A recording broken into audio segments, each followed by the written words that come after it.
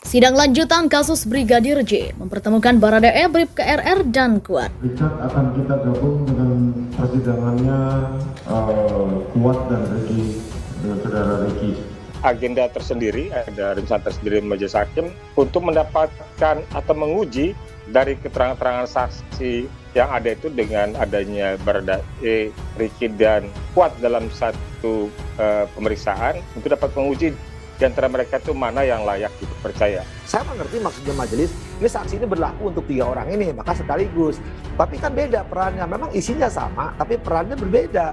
Ketika peran berbeda, maka sejak awal saya berkali-kali kan di Kompas diingatkan, pertanyaan itu harus ada relevansinya, ada signifikansinya. Ini di mana ketika peran E, peran KM, peran R sebagai terdakwa saksi itu taunya.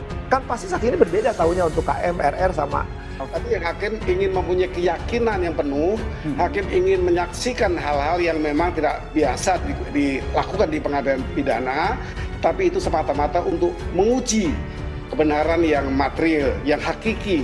Seperti apa sesungguhnya, maka terpaksa dikonfrontir. Biasanya hakim akan memanggil penyidik ya untuk sidang membenarkan keterangan terdakwa, tapi ini memang kasus yang agak rumit ya, kasus yang menyangkut banyak sekali orang, saksi, juga jaksanya lebih dari 30. Ini merupakan satu sidang yang berat, tentunya hakim mempunyai kebijakan yang baru sebagai kebijaksanaan yang tidak biasa tadi. Ini hak hakim, tentu hakim punya kepentingan yang real untuk ini, kepentingan yang jelas untuk ini. Kami memohon kepada majelis hakim agar memisahkan pemeriksaan terhadap klien kami. Karena apa? Masih banyak, karena terlihat teman-teman hari ini kami sidang dengan 3 tim penasihat hukum, sangat terbatas waktunya ya dalam menanyakan, kemudian menggali keterangan dari saksi-saksi yang dihadirkan ya. Tetapi sekali lagi kami menghargai dan kami menghormati yang menjadi kebijakan dari majelis hakim.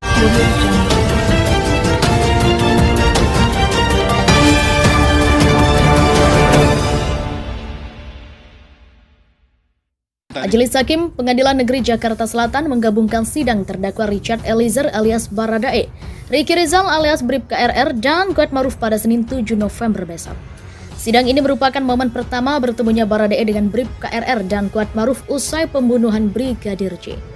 Jadi sidang Senin akan kami gabung dengan saksi Ricky sama Kuat Eliezer, kata Hakim Ketua Wahyu Iman Santoso dalam sidang pekan lalu. Adapun alasan menggabung sidang ketiga terdakwa adalah dalam rangka efisiensi waktu pemeriksaan.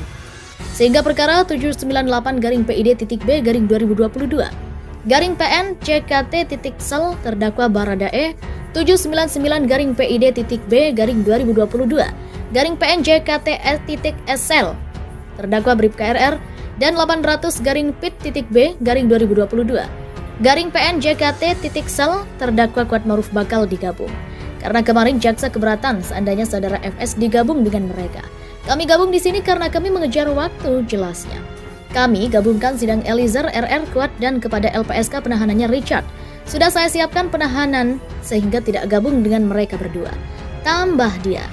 Dalam sidang nanti ada 10 saksi yang bakal dihadirkan jaksa penuntut umum, yakni Rojiah atau Jiah Sartini, Anita Amalia, Bimantara Jaya Diputro, Victor Kamang, Chong Jufung atau Afung, Raditya Adiasa, Ahmad Syahrul Ramadan, Nevi Afrilia, Ishbah Azgat Tilawah, dan Novianto Rifai. Dakwaan pembunuhan berencana terhadap perkara ini, JPU telah mendakwa total 5 tersangka, yakni Ferdi Sambo, Putri Chandrawati, Richard Eliezer alias Baradae, Ricky Rizal alias Bribka RR, dan juga Kuat Maruf. Mereka didakwa turut secara bersama-sama terlibat dengan perkara pembunuhan berencana, bersama-sama untuk merencanakan penembakan pada 8 Juli 2022. Di Rumah Dinas Kompleks Polri Duren 3 nomor 46 Jakarta Selatan.